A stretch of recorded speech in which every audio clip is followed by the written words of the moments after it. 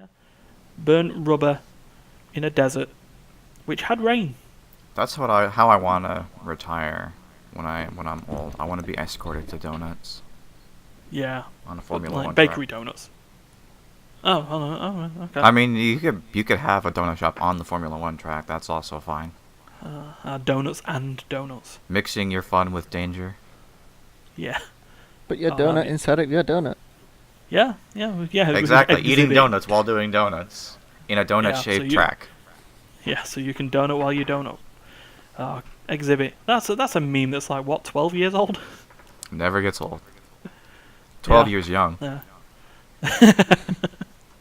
Oh, perfect. Right. Well, speaking of delicacies, this is the Immaterial Gamers podcast. My name is Ryan, otherwise known as Notimagain, and this is episode 17. You're keeping track better than I am at this point. Yeah. Yes. It's just easy enough to count when you've got the list of project files in front of you. It's cheating, but I've learned to do it. Just like a game genie. It's always good to have the cheats to hand. So with me this week we've got my usual co-hosts. Well, one that's now long enough on here to be now considered a usual co-host. But so we've got hellsnights, we've got D. Hey. And we've got Geoff Vader, and that's Duncan. Well, that's me. Hello. Perfect. Now we'll get into the old gist of things. We'll get into that regular stuff, and I've just smacked my hand off a table and it hurt badly. Nice. Nothing better than That's putting a finger over on a podcast. That's there. Good idea. Yeah. Anyway, right. So we'll start with the usual. We play some games. Some of us play a game, but we'll get to playing or choosing one game that we've played this week. We'll try and keep into that format. It seems to be working better. And let's go with D. You've not been here for a few weeks, so. Well, the game I've been mostly playing on my own this week is Sword Art Online Hollow Fragment. Yes. So yeah. And I'll probably start referring to as just SAO. Yeah, it's probably a lot easier to say. So, I mean, even if you put it into just a full abbreviation on that point. What is that? SAORHF, because it's Hollow Fragment, I think it is, or something like that, isn't it? Sorf. Surfing through the air like an igalelele. Well, basically, Sword Art Online, it follows the anime. Well, sort of. It's an RPG, grinding RPG thing where you're meant to be playing as Kirito, the main character, and you're trying to get to floor 100 of being stuck inside the game and not being able to log out. So slightly different from the anime, in which point they normally got to floor 75, and then the game shut down. Yeah, basically in this one, Heathcliff dies and they don't escape. Heathcliff basically lied. Okay. So you're playing as if, and you can't go back down to floor 75 or below. So you've got to try and grind up the floors, but you've got to level you and your companions. I'm guessing it'll still follow the anime on that, where if you die, you die. That they need to get like an assault team going, and like you say, if they die, their brain gets fried. Yeah, basically. And for some reason, Letha and Silica ends up in the game.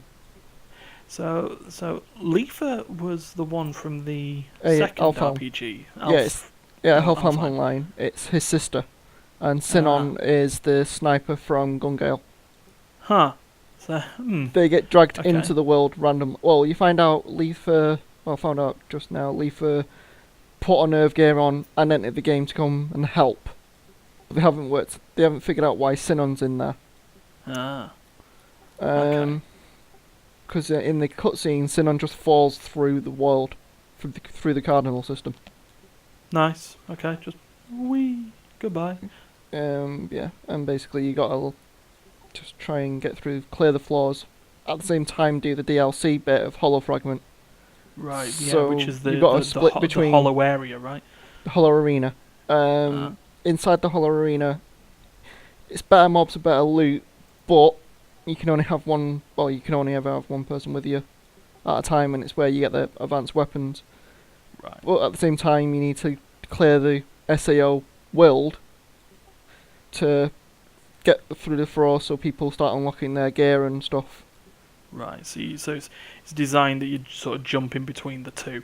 Yeah, and you got to try and maintain everyone's friendships and whatnot, and everyone has specific things that they want you to do. Fair enough. Like Sinon now wants me to just kill named mod in the Hollow Arena. Right. Okay. So they have their own ways of wanting to Yeah. sort of level up and try and prevent dying. Yeah. There's 109 people in the 109 people in the assault team. So I've got to make sure all 109 try and live as far up to level 100 as possible. Yeah. Okay. Fair dues. Enjoying it? Mostly. You can play it for hours and not get very far. Kind of deal. Okay. I think I played for 8 hours yesterday and got through 3 floors of the dungeon. Because you got to do like quest chains and whatnot to unlock the boss room. You got to find the boss room, then you got to do a quest to find information on the boss, and then you got to choose who you're gonna bring with you. So there's a lot of like just grinding to do beforehand. Yeah. I mean, a lot of the questions, just for the benefit of the podcast, a lot of the questions asking, do you sort of more questions to try and remember playing the game? Because I've had this on the PS4 a little while back. It's ended up on Steam and the Humble stores and stuff like that. A lot of their games have. It's been a long time since I played last. So I was just wanting to make sure that what I remembered of it was still right. But yeah, it's basically interesting. If you like the anime, it kind of creates an alternative timeline for you, effectively. Yeah. See, I've never watched the anime, but I will say one thing about what I know about the premise of the show is that I have like a phobia of like being trapped, like not like in a physical sense, like I'm not claustrophobic, but like I have a horrible phobia of like being trapped in a metaphysical sense, like I'm in an inescapable situation. Just the premise of Sword Art Online like makes me like cringe. It's like it's really scary. The idea of being stuck inside a video game that I willingly entered. That's the scary part, you know. Yeah. Yeah, but they didn't realise until they entered that they're going to be stuck in there for 2 years. Well, at this point, the storyline is he's been stuck in there for 2 years. At this point, and he's level 100. Well, he starts off like level 98. In the game. After he's beaten Heathcliff. Yeah. The villain of the But that's the thing. I think we discussed this like quite a few podcasts back, of like if we ended up in a situation where that had happened, I honestly feel that you know what, I've had a good life at that point. If it's between stuck in here for the rest of my days and then becoming fried brain sandwich, serve me up. Well, actually, I liked the thesis that they used for the 4th season of SAO. Well, the anime version. People with terminal illnesses where they're stuck in their own body, they actually plugged them in full dive completely, so they can surf the internet and be an avatar running around, even though their bodies are locked down. Yeah, I mean that sort of plays into don't know about any use. How big are you into the TV series Black Mirror? I've watched a handful of episodes with you before. I've heard of it. I don't know anything about it. Yeah, I mean the general conceit is that they're like tales of the unexpected, tales from the crypt style, like psychological horror-y ish sort of things. It's basically technology is the premise, and it's generally where people have gone too far with certain technologies to the point where bad shit happens. But recently with the Netflix ones, because it started off as a couple of series on one of our terrestrial channels, Channel 4, and then ended up on Netflix. Is it the Charlie Brooker? Yeah, it's written by Charlie Brooker, very, very big TV critic over in the UK at least, and is now a very big writer. He did a sort of one, as like a sort of a horror movie / TV show before, and called Dead Set, which was following a group of people in the Big Brother house in the middle of a zombie apocalypse. So yeah, this Big Brother TV show was still going on, but zombies are taking over everywhere, so it just followed a bunch of people there. But anyway, I digress. One of the episodes of Black Mirror is one of the, I'd say, two programs or two episodes that have a happy ending, and this is the one where the happy ending was sort of prominent from the start. It was called San Junipero, and it followed a couple of women, traipsing around in the 80s and 90s, trying to find each other, trying to fall in love, and one's chasing the other. And what it actually turns out is that they're in this city called San Junipero, or this town, and it turns out that that's actually a program. And it's a sort of an AI program designed for, as Dee said, like SAO, for terminally ill patients. They get an hour a day, or something like that, for palliative care and stuff like that. But they also have the option at that point where if they die, and it's all signed off by a family member or a spouse, they can then end up being uploaded into that program, where they can live through this city until the point where their avatar decides they don't want enough, and then they'll just be shut down. Yeah, but it's so it's a very, very, very happy story on that. But SAO is a little bit darker on that side, really, isn't it? Yeah. Oh well, in the SAO one, the terminally ill patients, when they die, their consciousness didn't get uploaded. They died, and in real life and in the game, still, but. Like the only person that's meant to be still alive in the game that doesn't have a physical body is the creator, well, Heathcliff. He uploaded his consciousness to the net, so he can be eternal. Yeah, that's fine. Duncan, what have you played? So, I recently got back into a game that I had already been playing previously. I just rekindled my interest in it. It's a game called Slay the Spire, that's it. I always say Storm the Tower, it's Slay the Spire. So Slay the Spire is it's sort of a roguelike card building game. So essentially it's like a deck building game that is sort of like a Dominion style game where you start off with like a shit deck and then you slowly add better cards to it.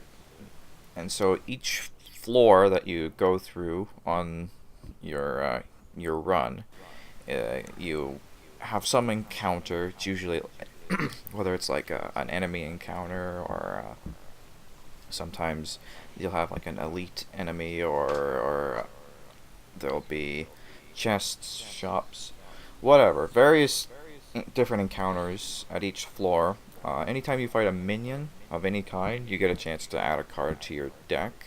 At shops, you can buy cards or buy potions, which let you use single use effects. Right. Or you can pay to have cards removed from your deck. In case you want a more consistent strategy. Yeah, because this is going to play like any other deck builder, really, isn't it? Where if you want to sort of narrow down your scope of what you actually want in your deck, I'm going to guess. Yeah. It's not like a commander deck where it's just frick tons of cards. Yeah. And you can also pick up relics, which give you like permanent, little buffs that persist throughout your run. With some exceptions, some have a finite number of uses. Okay. There are 3 classes that you can play as. One is unlockable. The first one is called the Ironclad. He's basically like a warrior type character. His main gimmick is centered around just sort of brute force, dealing, a lot of damage all at once, or like burst damage through various combos. He starts off with a relic that lets him heal after every battle. One of the big things about the game is that health persists throughout the run. So after each duel, after each minion encounter, you still have the same amount of health as you had from the previous, unless you've done some kind of healing. So it's very important. Like Hunter Fate. Yeah, so it's very important that you keep your health high by defending and preserving your hit points as much as possible. There are a total of 3, like, I'm not sure what to call it, because every stage is a floor, but I guess they have, like, 3, like, layers. Tiers. Yeah, like 3 tiers, and at the end of each tier, there's, like, a big boss that you have to fight. And if you defeat the boss, your health replenishes. It's the only way in the game, other than through random special encounters, that you can fully heal. Right, okay. So that sort of gives you the concern that you would need to keep moving then, I would probably say. Because otherwise, like you say, you're just going to... You can't just farm and farm and farm and farm and farm. Yeah, well, I mean, it's a linear path. Like, you can only go... Like, you can only have so many fights in one floor. Like, there's like 20 or odd battle encounters you can do per floor. And you move along sort of a set... Each time you get to a new tier, the, like, paths are, like, randomly generated, and you'll have, like, and you can see, you have, like, 4 different starting points, and, like, they can all have, like, different intertwining paths along the tier, and you can kind of plan on your route ahead of time. I think I've seen sort of the maps with Slay the Spire, because I think I watched a stream of it being played. It's like, yeah, these weird, like, web like paths to get to, like, the top of each section. Yeah. Yeah. Yeah. You can also heal at campfires, but you can heal for like 30% of your max HP at campfires. You can also take that time to upgrade your cards and make them more powerful. So it's kind of like, weighing the pros and the cons. Is like, do I have enough health to make it to the next campfire? Should I take this time to upgrade, or do I really need to heal? Otherwise, I'll be in trouble in my next encounter. Yeah. Okay. Yeah. Cool. There's a lot of strategy involved. It's not an easy game. It can be very complicated. Yeah, it'll be like every other sort of right. roguelike, really, isn't it? It's just sort of... Yeah. I guess I kind of got sidetracked, and I only named one of the 3 characters. So yeah, the Ironclad has a lot of strength and defense-based stuff. He can deal a lot of damage in single hits, generally. What's the other one called? The Silent. That's it, I think. She's sort of a huntress. She's very combo-oriented. She's well known for dealing small amounts of damage, like a lot of times. Having a lot of low-cost cards. Very focused on drawing and discarding specific cards. So it's like a goblin mill deck. I would say the Silence is probably the hardest character to play. Like, her deck is the hardest to build well. I mean, there's different ways you can play each character. Like, there's probably a good 3 or 4 viable strategies for each character, for the most part, with the exception of the last one. She sounds like a red-blue deck, if you were playing Magic the Gathering.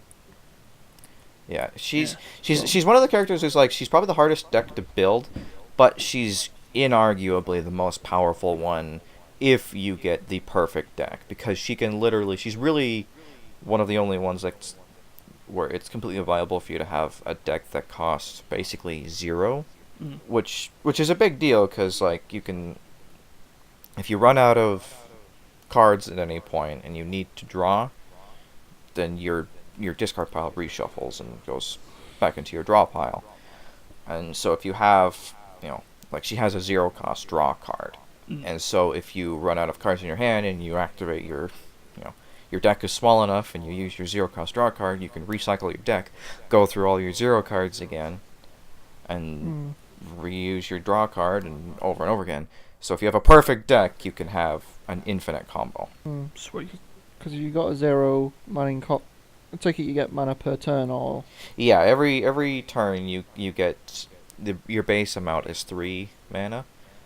And, each cards generally cost... Generally, cards cost between 1 and 3, with some exceptions.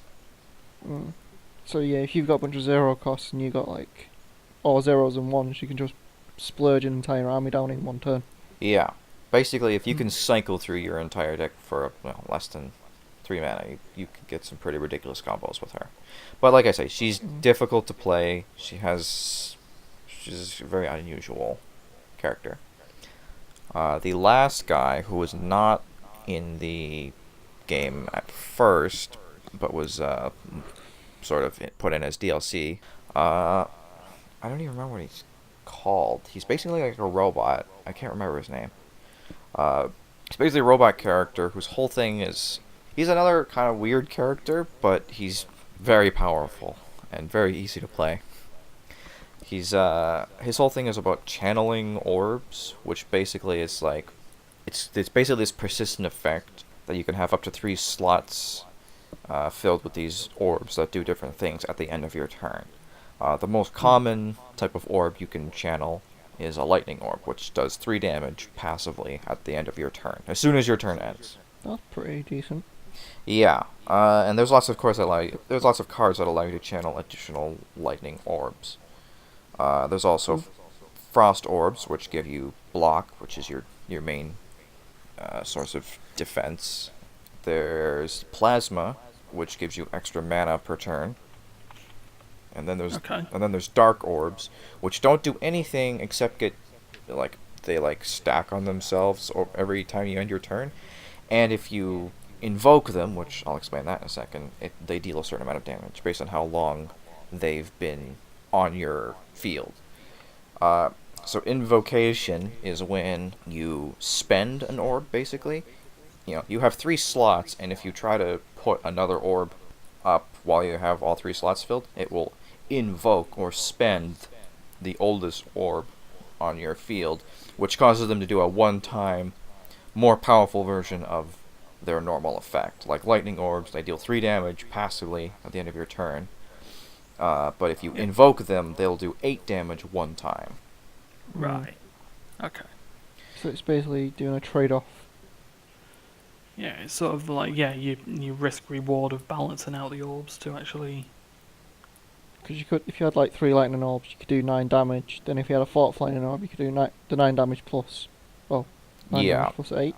Now, I gotta be honest, I think that the designers of the game intended that character to be a lot more strategic than it actually is. Probably wanted you to be like, ooh, you can have you have to get 7 orb slots, because there are certain cards that let you have more orb slots. It's like you build up 7 orb slots, and you can have 2 of these orbs and 3 of these orbs and 1 of these and another 1 of this, and really balance your playstyle, making sure you have a good mix of each thing. So I'm pretty sure they intended for you to do that. It turns out you don't actually need to be strategic at all, because if you have just all lightning orbs, you just win all the time. Because it turns out being able to do 9 damage distributed randomly to your enemies every turn, every time you end your turn, is really good. But not only is that really good, but being able to cycle through your lightning orbs and blast the enemies with 8 damage at a time while doing other effects, because most of the time you're doing something else other than just channeling orbs, is also really good. Yeah, I can see how it's problematic. Especially if goblins and whatnot. If you're doing 3 damage, the a small fry things will just die. Oh yeah, you'll rip through small enemies pretty quickly. It's really great too, because there are a lot of... It's kind of broken, because there's a lot of minions, a lot of enemies that have very specific interactions with different kinds of attacks. There are certain enemies where it's if you attack them directly with an attack card, or every card has a different label to it. Different, yeah.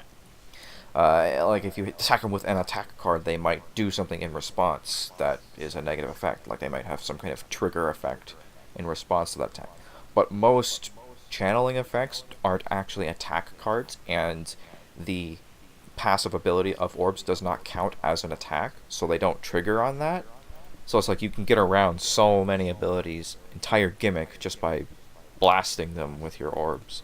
And there's also the icing on the cake that really totally breaks the character is he has this power card. A power card is basically a card that you spend mana one time, and it's on you for the rest of that fight. It has a certain effect that persists for the rest of that combat. They have a certain power called called, I think it's Lightning Storm, where basically every time you activate another power card after this one, you channel one lightning orb. So what you can do is you can build an entire deck that's just centered around power cards and having Lightning Storm, and you just cycle through so many lightning orbs that you just constantly invoke your lightning orbs and just blasting with 8 damage and 8 damage and 8 damage. And it gets really ridiculous when you have multiple copies of Lightning Storm in your deck, because Lightning Storm activates Lightning Storm if you have one active. So you can get like 2 lightning orbs per power, and it just gets ridiculous to the point where you're doing like 100 damage per turn without actually attacking. Oh, sweet. Right, that sounds like something I need to pick up. And how much is that going for at the moment? I do not know. I bought it when it was early access, and it was probably cheaper then, and I don't remember what it cost then either. I think it's still technically early access. It's one of those games that's been early access for like 2 years, but like it's not really early access anymore. Yeah, it's pretty much done. It's pretty much finished. I mean, it's more than playable. When it came out, it was playable, and now it's like basically a full game. Sweet. No worries. Right. Ryan, what have you been playing? Well, not exactly. Oh. So yeah, a new challenger has arrived. He is another Canadian. He's also around Immaterial Gamers, just not as often as he would like to be. And he's my cousin. But yeah, it's Duncan's cousin. It's DarkxAnger himself. It's Terry. Yep, here to crash the party. You brought us beers? Oh, I forgot. Damn. Oh well, it's alright. It's alright. You were a late entrant anyway. It's fine. Don't expect the beers from someone who was just like wondering whether they were going to turn up. It's all Oh, good. no, that's who's supposed to bring them. The late party beers. Yeah, true. I got Fair some Kraken in the other room. I'm good. Actually, Oh. yeah, I've got half a bottle of Kraken left from. I've got Fingers. half a bottle of Absolute vodka, so you know it's all. Hey, Duncan, all it's a good. little too early for you. That's what Yeah. you say. Nah, it is. It's 5 a.m. somewhere. It is. It's 5 p.m. over there. I'm currently broadcasting in the UK, so and it's 5 there. So Yeah, is it really yeah. too late? No, it's all good. Right. Well, now that we've got Terry here, we'll give him a quick few seconds to think of the game he's been playing. And while I'll talk about the fact that I was playing Darkest Dungeon because I wanted to. It's currently a fresh save. It doesn't have the Crimson Court DLC, which does make me a little sad, and it also doesn't have the Madness DLC either, which makes me even more sad. It doesn't make me stressed though. I actually quite like the game, and I mean, you know, if there's anyone here who plays video games and doesn't know what Darkest Dungeon is, I'll give a very quick overview. You are the descendant of someone who owned a really nice estate and grounds around a mansion that has been taken over by eldritch, occult, and otherworldly horrors that has left the ancestor to kill themselves and give you a letter to say, you now own this, deal with it. So Haunted Manor kind of deal. Yeah, so you deal with it by hiring adventurers to come over and retake the grounds bit by bit so you can clear the corruption in the area, coinciding then, or culminating in taking on the Darkest Dungeon, a dungeon so stressful and taking tolls so much on human lives that anyone who enters will not enter it again. But you have to get there first, and you go through little side-scrolly dungeons to kill creatures. It's all turn-based. The mechanic that it has on it that it's known for is the stress mechanic, which once a character takes too much stress, either by being in the dungeon too long or being hit by stuff that freaks them out, will then end up going insane. And then if they get even further stressed, they'll just cark it and die. I hate it when I get so stressed that I die. Yeah, it's just great. It's like you can get some funny stories in it, and that's probably what I'll quickly talk about in it. So, 2 funny stories. One, Terry was involved with. We had fun with it last night, and the other involves the good old co-founder of Immaterial Gamers, Matt. I have a thing of naming my characters after people I know. It gives me the ability to try and actually, deal with the fact that I may lose characters. As I would normally say don't do that in games like XCOM and stuff like that, but you're just going to lose a character and you're going to die. But in Darkest Dungeon, it does lead to funny interactions. The two main stories on there being that I've already suffered one loss on the campaign, and that was the character that I named after Matt for the first time. He got stressed in the dungeon and gained the trait of masochism, which means in that game they will hurt themselves to deal more damage. Same. So, okay. Wow. I'm currently okay. poking myself with a knife right now. Whoa, jeez. But yeah, so he was there. He was a hound master, so he'd send his dog flying at enemies, and then he would miss. It was like a dog-shaped boomerang. You could hear the Doppler effect of the dog as it went. But yeah, he was an idiot though, or the Doggler effect. Yeah, the Woofler effect. But yeah, when you take lethal damage on the game, you can take over your hit points and damage, and you don't die then.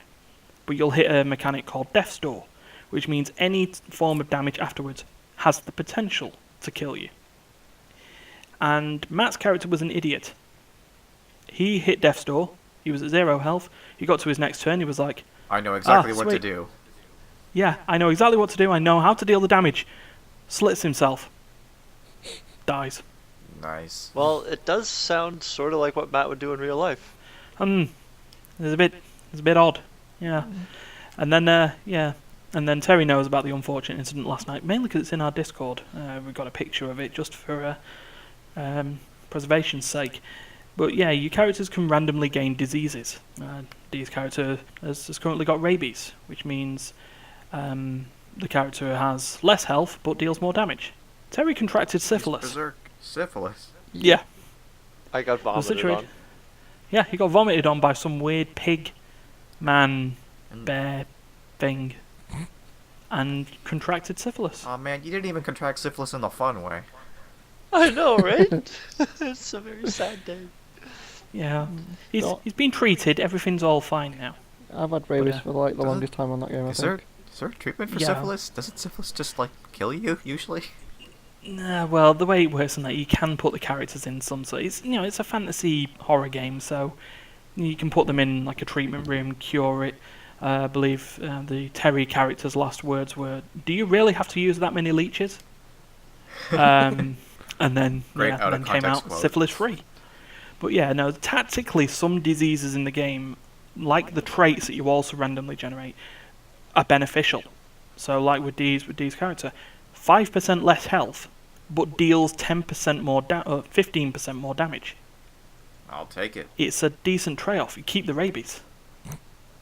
Character doesn't die from the disease; they just gain the traits of it. So yeah, but yeah. So I had fun there, and if it wasn't for the fact that I was playing Resonance of Fate, I'd probably end up doing a Darkest Dungeon campaign video series. It might even just be in the pipeline for future.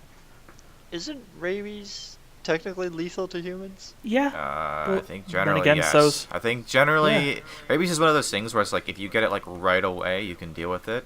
But it's like if you're like a little bit too late, it'll just like completely ruin your life. Yeah. But then again, so syphilis. So yeah, but it works. It keeps it going. But that was the main game I decided to play this week. So I know Terry's been playing a game this week. Is it something you want to talk about? Well, I've been playing Dungeon Defenders, but I don't know if Danny's been talking about it or not. No, Dan's been talking about Sword Art Online. Duncan talked Slay the Spire. So the floor is open for you to talk about Dungeon Defenders for about 5 minutes. It seems like a very dungeon-oriented episode. Yeah. It's like I'm talking about dungeons, Danny's talking about dungeons, well, levels, floors, whatever. You're talking about dungeons, and now Terry's talking about dungeons. Oh yeah, you have to clear a dungeon to get to the next floor. And the defending thereof. Well, yeah.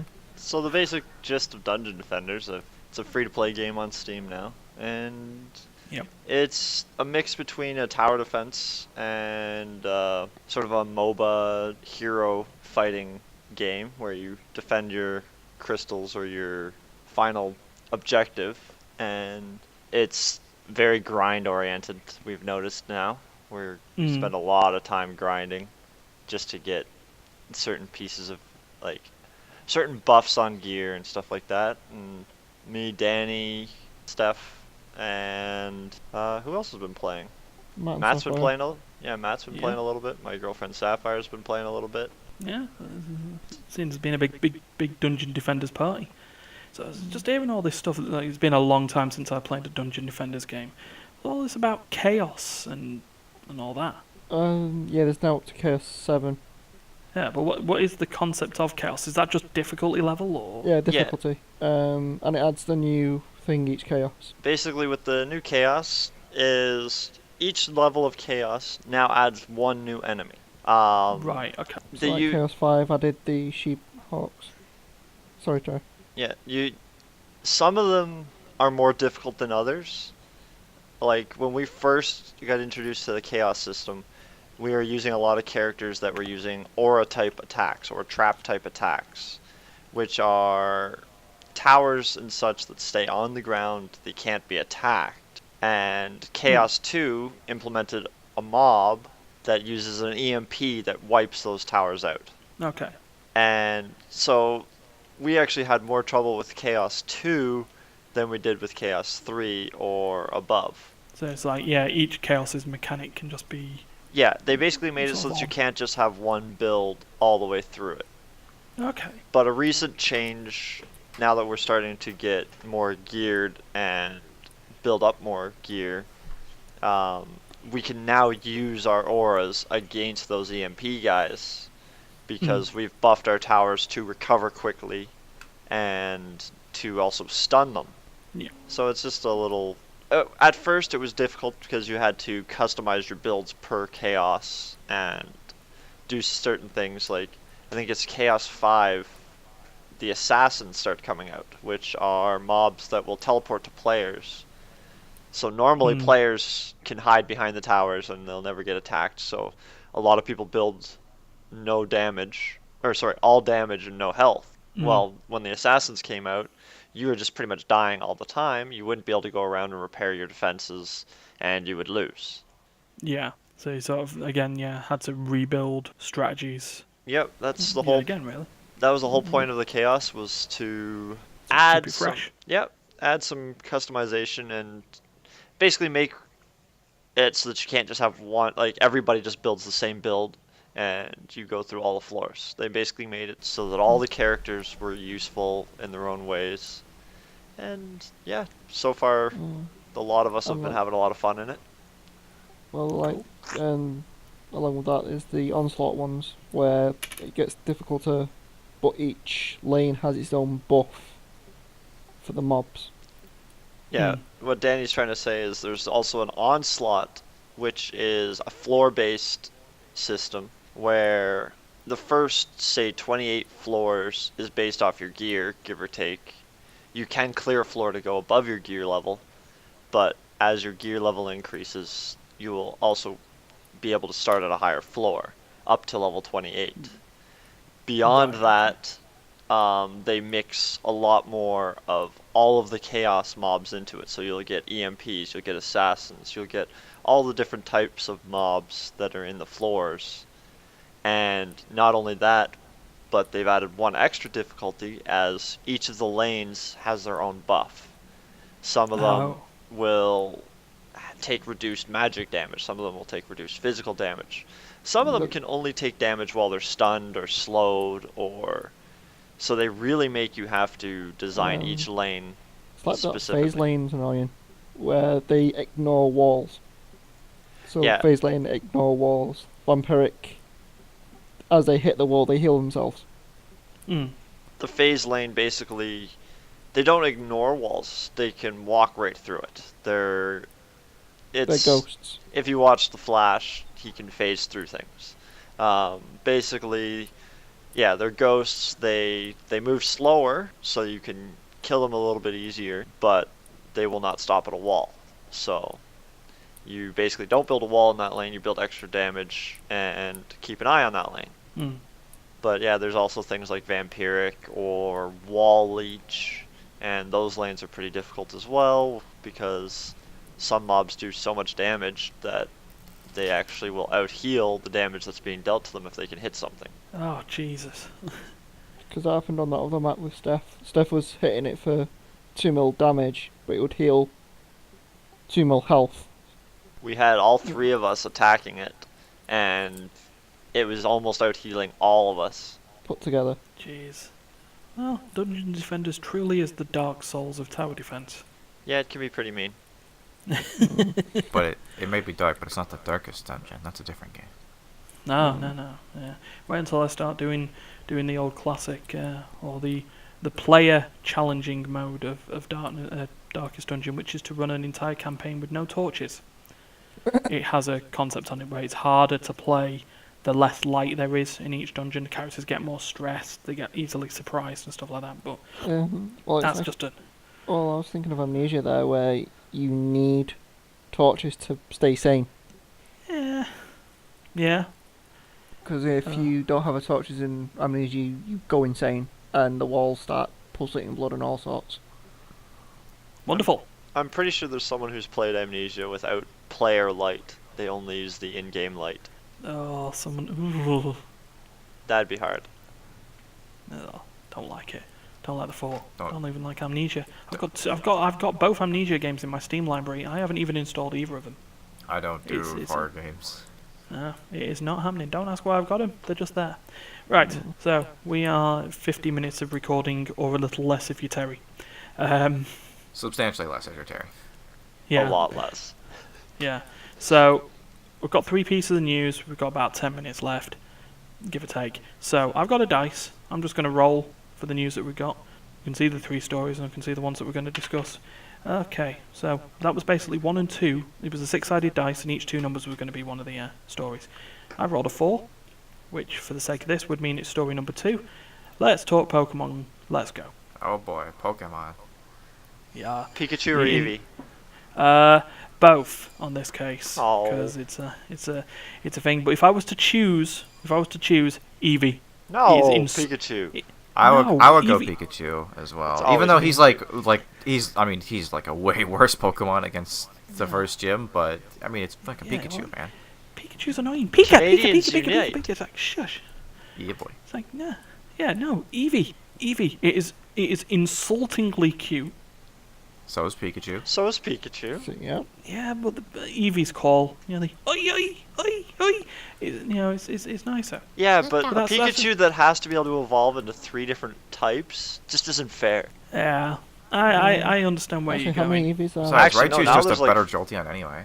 Yeah, well, considering Let's Go Eevee is the remake, effectively a remake of Yellow, it would just be its 3 forms: Flareon, Vaporeon, Jolteon.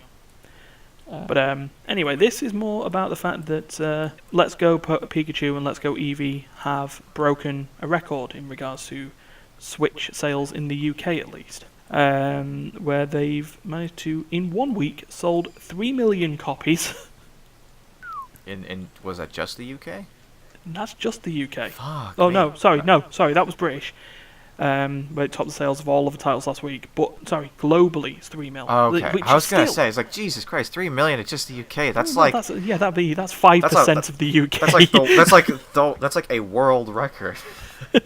Yeah, but still, it's broken. It is the best first week sales for a Switch game since it's come out, and that's when you even take into account of the Mario games, Breath of the Wild when that first came out. So yeah, Pokemon. It seems that people like Pokemon, and people like Pokemon being made a bit different Hey, because of the whole 20 years, man. 20 years and they're still breaking records. yeah. Especially with the way that they've managed to get this sort of mix between your normal mainline Pokemon games and Pokemon Go. Yeah, so I've seen a 'Cause- little bit of gameplay. It seems like essentially it's like wild encounters are treated more like Pokemon Go, whereas trainer Yeah. combat is more like traditional Pokemon. Yeah, and you know what? It works. And I've then you watched got I've watched quite a few streams, and you and got the Build-A-Bears plushies. Can I slip No, something in there? Mm-hmm. And not in the wrong way? Go for it. I just wanted to ask how many people still play random Pokemon games here and there? Because I know I've still got an emulator on my phone. I believe in my Nintendo DS I have a copy of Pokemon Moon. in there, which is like the newest mainline game. I've never tried that one yet. That's the one where they got the weird Alolan variants, like Hawaiian variants of Pokemon, like a Vulpix, which is an ice type, and Dugtrio, which looks like the Alolan Dugtrio look like a 80s hair metal band. Jeez. Mullets. But don't forget Alolan Executor. Yeah, which is so tall, which on Pokemon Go they had the ability to catch Alolan Executors. It doesn't fit on the screen. Yeah. Alolan Executor is just Executor, except it's 50 feet tall. Yeah. And not like a giant, it's just like stretched 50 feet tall. Yeah. To go on that one, Terry, I've got tons of Pokemon games on there still. I've got Moon, I've got they redid Blue, so you can just, or like Red, Blue, Yellow, so you can just do them. And the same with Gold and Silver, and I think I'll pick them up as well. Because why not? But especially if they're going to remake stuff like this, and like Alpha Sapphire and all that. Yeah, they happen. They're good to play. They bring out the child in you, and then of course I say this. I'm sitting on my desk at the moment is a copy of. I know it's not a proper Pokemon game, but I do have a copy of Detective Pikachu. See, I never got to try that one. Yeah, it's weird. It's like a point-and-click adventure game with a gruff-talking Pikachu, who is apparently even gruffer in Japanese. Pika Pika. Where's he? Yeah. No. So in the trailer for the Detective Pikachu film, the whole bit where he's stood in like Chinatown or whatever, and he's like, "Look, can you understand him? Pika Pika. Oh yeah, he's adorable. Yeah, you're adorable." She can't hear me. That's taken from the game, because that happens like pretty early on as well. It's just like, "Can you hear him? Pika Pika." It's like word for word taken. But yeah. So yeah, we just had to have that. Just that bringing in there, that, like you say, Duncan. God fucking damn it. Alright. Way to go, Dunk. It's fine. It's fine. I edit it out. It's good. I know.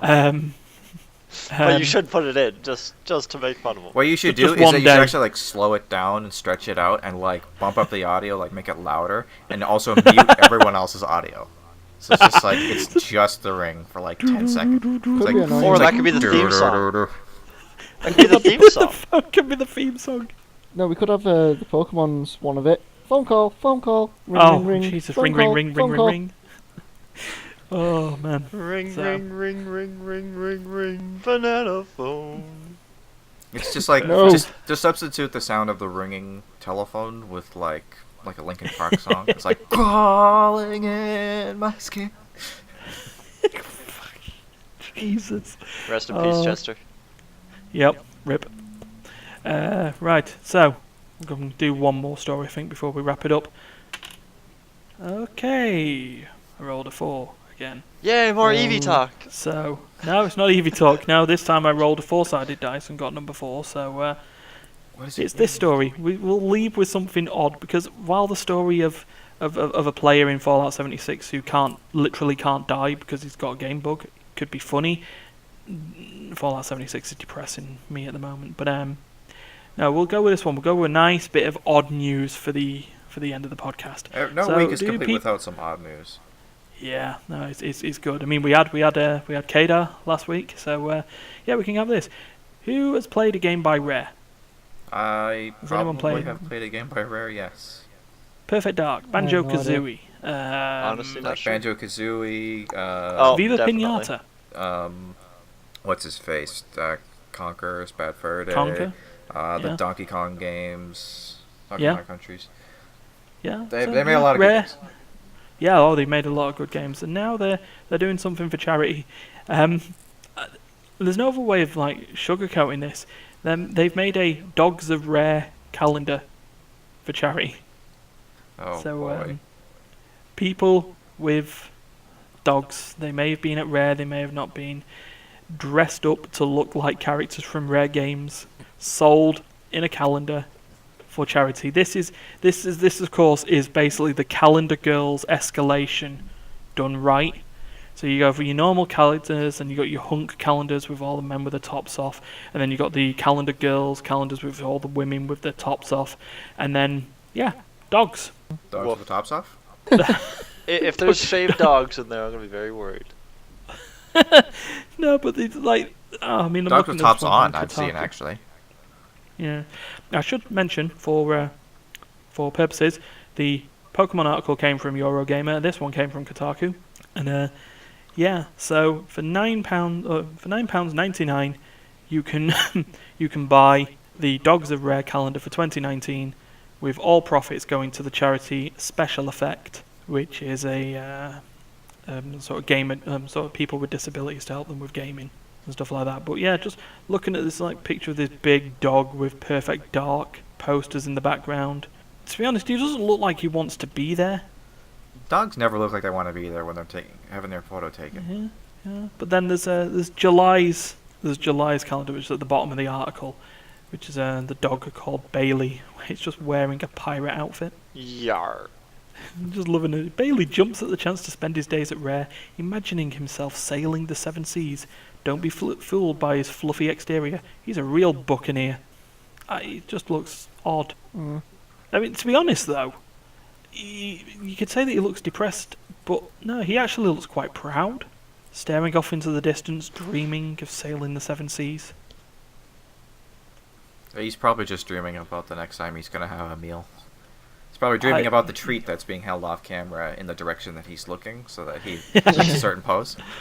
Yeah, quick, get that fish. Get that fish, you know you want it. I've worked with dogs for 6 years. You can't fool me. I know how this stuff works. Yeah, you just hold a treat and then you can do the treat commands. All they want is food or attention. Sometimes both. Oh, it's got both. Yeah. Preferably both. Oh, there was just something nice and odd to end the podcast with this week, I think. Because it just, for all the hype. Dungeons and Doggos. Dungeons and Doggos. Well, there's the name of an episode right there, isn't it? Yes. Dungeons Perfect. and Doggos. There you go, Duncan. I did it. There we go. To be fair, I have named like half of the episodes. Yeah, Duncan provides good titles for these episodes. It just it just works. It just works very well. Right, but we will call that a wrap for this week, I think. So I'd like to thank Duncan, D, Terry for Who's Terry? all providing. You're Terry. Oh, yeah, sorry. Yeah, him. That's very odd. Not him again. So that was weird. And then do all the usual business. The like, you share, you subscribe, you thing with the bell for YouTube. We are on iTunes. We are on We're also iTunes. here. Nobody is aware of that yet, except for us, but Yeah. we are on iTunes. Yeah. Wow. We're also on podcast.com. Oh, are we now? Where there's 6 downloads of the podcasts. 5 of those may have actually been done by me by mistake. Way to go, Chiz. Sorry. Artificially actually, no, inflating I'm- our download statistics. Sorry, I'm wrong on that one. All 6 may have been accidentally done by me by mistake. Downloading us with on multiple devices doesn't count, Chiz. It doesn't make our views and stuff better. No. It's true. But if Get it some works, auto refresher for our YouTube page. Oh no, we're not doing that again. I've already been in trouble with Google once. So, That yeah. sounds like a story for next time. Yeah. But no. In that case, until next time, have a good week. Don't kill each other, please. Don't. Prefer to not see it on the news. And we'll see you next time. Duncan will be dead. Bye. Bye. Bye.